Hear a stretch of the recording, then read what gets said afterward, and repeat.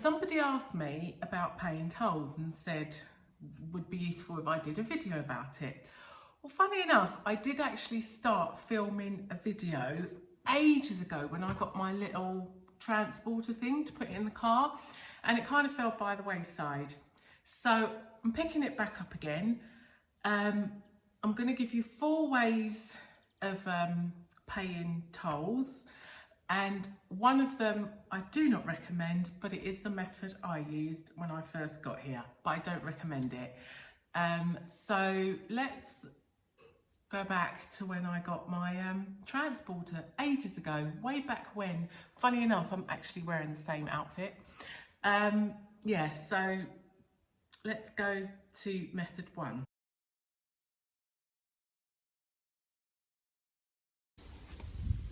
Hello, I thought I'd share this with you today. Useful, could be useful for somebody. So I've just got my Via Verde transporter for the car, for the tolls, so I don't have to keep stopping at the tolls every time and stretching over. So yeah, I'm looking forward to this. I hope it's easy to set up. It was it costs, you can buy it outright for I think about €40, something around that, or you can rent it for 70 cents a month. And I was told it's better to rent it because if there's any problems you just send it back and get another one. But if you have problems with the one you've purchased, it's not so easy just to get a free replacement. You can use this in Spain as well. You can use it for car parks and other things like ferry boarding, drive through McDonald's that I'm not going to use. What else? Anyway, other things. That's what it is to go online. It's not any cheaper apparently. You still pay the same as if you was to pay by cash or by card, but it's obviously a lot more convenient. You can just drive on through and don't have to slow down, stop, get your card out.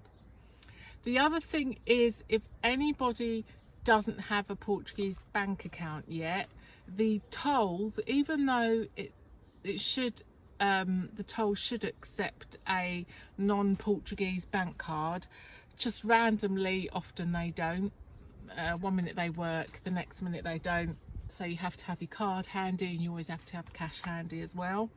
So I'm looking forward to getting this set up and just cruising on down the motorway without stopping at every single toll. So I'll let you know how that goes and how easy it is.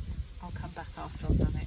There is another one which was recommended to me, which you can use all over Europe. So if you're driving around Europe or driving for the UK and you're going through France and Spain, you can use everywhere, but you have to have it, they don't deliver to Portugal. You have to have it delivered to a Spanish address, and I don't know anyone in Spain. So anyway, this one will do for now. It didn't cost anything. It's free for a year, and I am so looking forward to going through my next toll. It's amazing what little things make you happy nowadays. Anyway, it's another thing done and another thing sorted out. Tick it off my list. Right, so let's have a look. Hope this isn't complicated, because I've got enough things on my mind taking up brain power, and I haven't got any left. So look. Oh, it's really dinky. It's so cute. Where's my car keys? That's about the same size as my it is the same. It's the same size as my car key. It's dead dinky. Oh, anyway, don't need to watch me doing any more. I'll see how complicated it is to set up and let you know, but I'm sure it's quite straightforward. So that's where I left it with the transporter. I had to wait until I'd gone through little BP things or through the tolls about 10 times before it would actually kick in and register, but it was absolutely fine, really easy to do online. You can do it the website in English. So you just put your bank details in or card details, which does have to be a Portuguese bank card. And yeah, it just takes money out of a horrendous amount of money out of your account every month for the tolls. I will give you some examples of journeys and costs at the end. The other thing to say is you can get that transporter. You can get a tourist one. I'm not quite sure how it works. I don't know, but you kind of register temporary as a tourist. Obviously with that one, it's the opposite. You have to use a non-Portuguese bank account or bank card to register and yeah, register as a visitor and a tourist. But it's the same little transporter, but you just, I'm repeating myself, you just register as a temporary visitor to the country. So you can do that.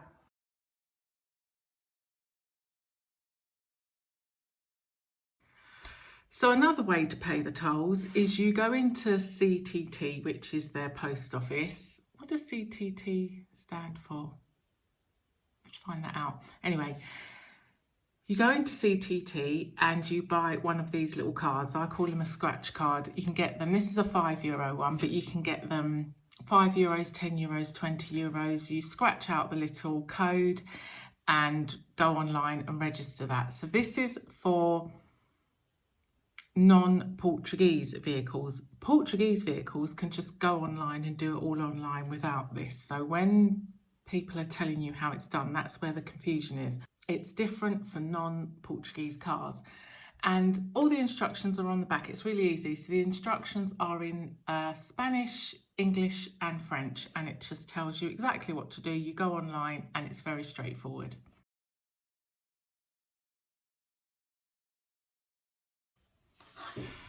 Right, now there is a third way you can pay. Well, it's not really a third way, but it's the one I use. Before I could be bothered or knew or could be bothered and work out how this is, it's so easy, I should have just done it. I just let the fines go back to the address where my car's still registered in the UK. I've got someone picking up post there, and yeah, so I did that. So a toll which was a couple of pounds ended up being £10. Another one was €1.75. They they convert it all into pounds, because obviously it's the UK, so it converts to your country's currency. Anyway, what should have been a couple under £2 ended up sort of £10 or £11. So I'll show you what that looks like. I just waited for the fines to go back. However, do not do that with a Portuguese registered card. It's very different. It's very different.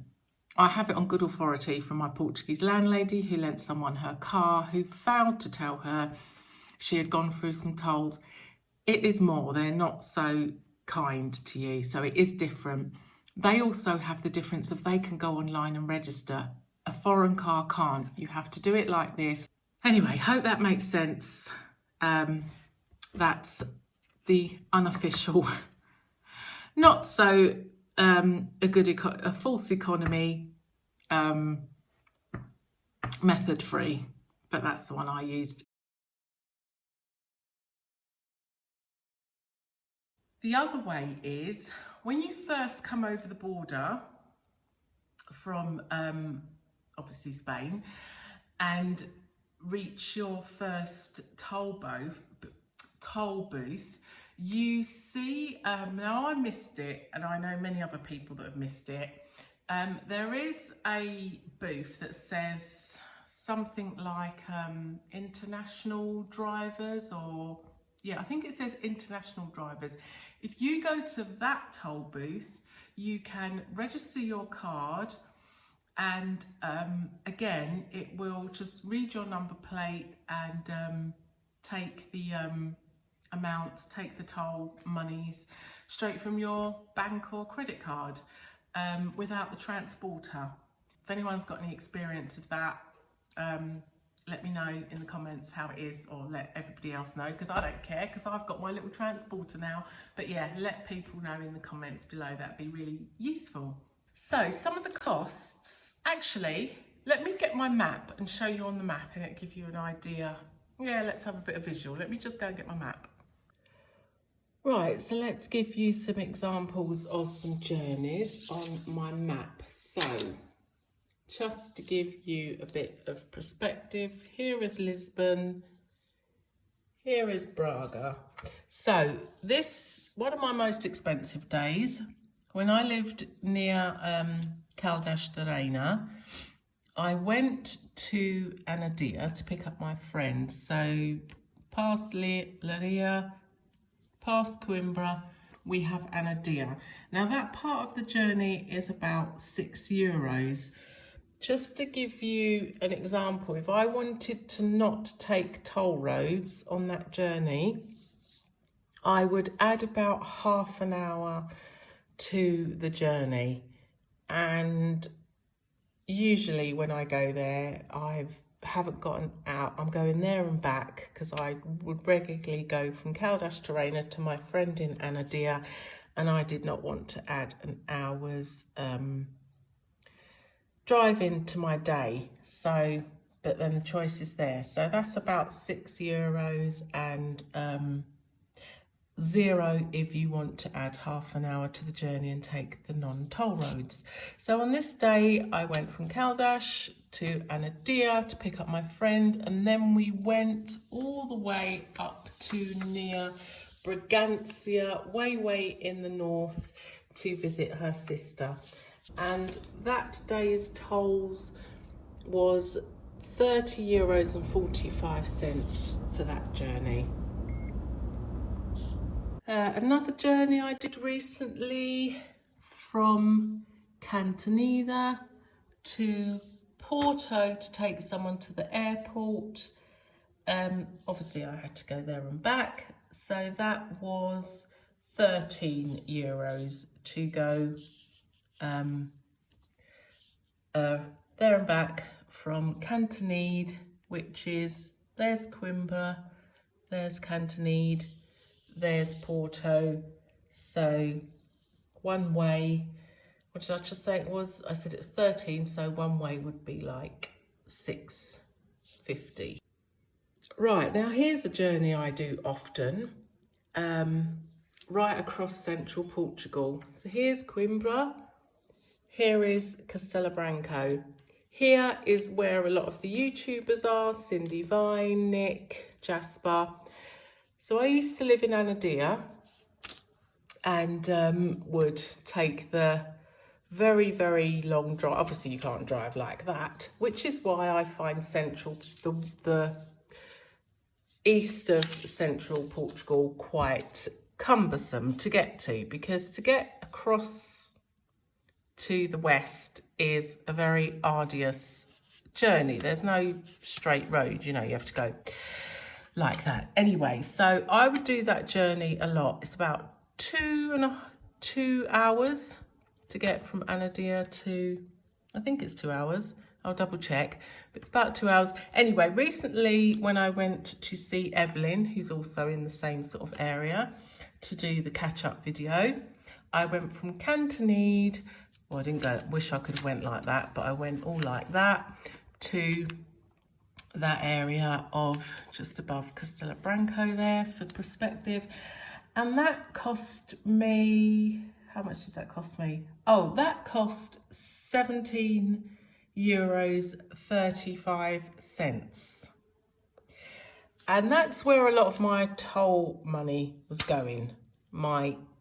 When I lived in Anadia, and I was often coming over, you know, Penamacor, Castelo Branco, Fundão. Yes, so that is an expensive area of Portugal to get across.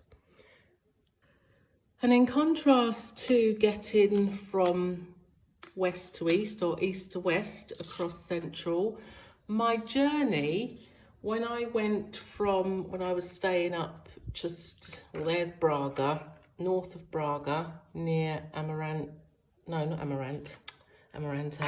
That was, where was I staying? Where was I staying? My brain's gone and I haven't marked it. Oh, Amaresh. Yes. So to go from there all the way down to Cantonede, and there's Coimbra, just for perspective, that journey was only €7.60. So I find going from north to central is a lot less costly than trying to go across central, if that makes sense. Anyway, I just wanted to give you some ideas, and I do believe that when I was in staying in oh god, where is it, Caldas the Reina, I think I went to Lisbon a couple of times, and I think that was about 12 euros. So yeah, I hope that makes sense, just to give you a little bit of oh, and when I went down to the Algarve again from Caldas da Rainha down to the Algarve was about 35 euros in tolls.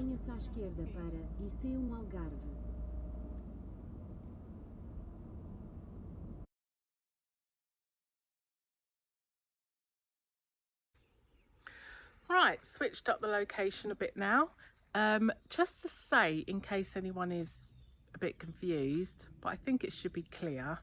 Obviously, I filmed a lot of this video before because, as I said, I had started doing a video all about tolls before. So, and it is a little way back. So, obviously I've got my Portuguese plates and stuff now, but I hope that hasn't confused anyone.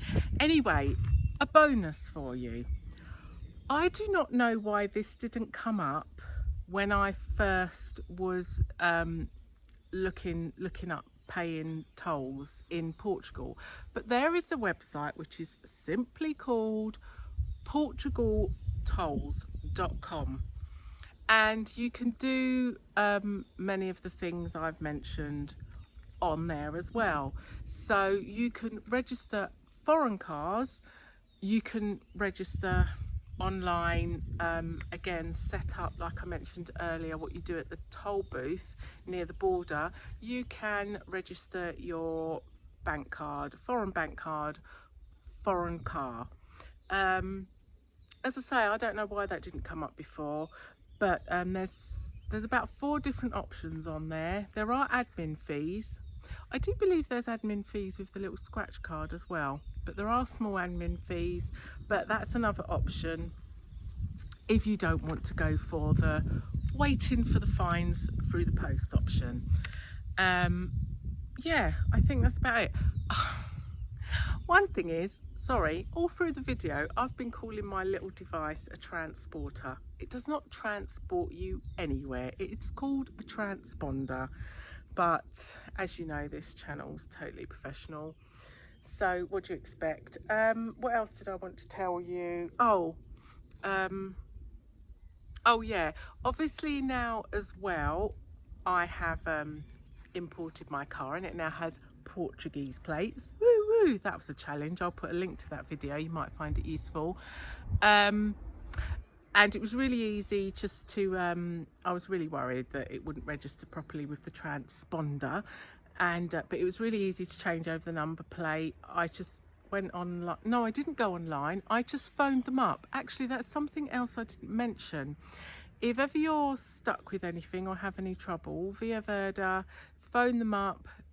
There's an option for English speaking, so you can always speak to somebody in English. Yeah, so I just phoned up and got them to do it got them to do it because I didn't want to make any mistakes and get a fine, because as I mentioned before, when you've got Portuguese plates, they are not so generous with the admin fees. It's a lot higher. Yeah, I think that's about it. If you found this useful, or even more importantly, if there is somebody that you think might find this useful, please share the video, and do consider subscribing if you find these information type videos useful, because that helps other people find the information easier as well. Oh, the other thing I wanted to say is I have put obviously the website links up on the screen, but I will put all the links in the description below the video as well, so that you can just click on them. See what I do for you? Yeah, I'll put them all in the description, and yeah, hope you found that useful.